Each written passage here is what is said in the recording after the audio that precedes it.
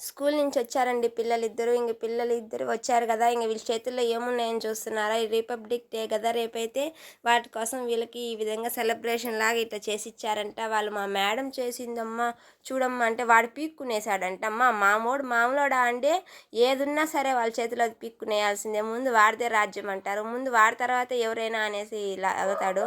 ఏందిరా అది అంటే మా మేడం చేసిందంట. వాడు పోయి స్కూలుకి పోయి మేడం దగ్గర చేసుకొనొచ్చాడండి. ఏం చెప్తాడండి వీడి మాటలు. చూడండి ఏం చెప్తున్నాడో.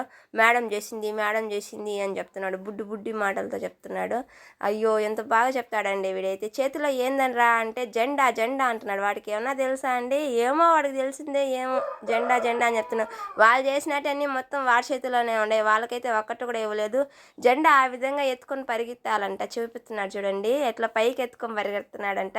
వాయమ్మో! వీడికి అన్నీ ఏదైతే ఏముంది. హ్యాపీ రిపబ్లిక్ డే అండి.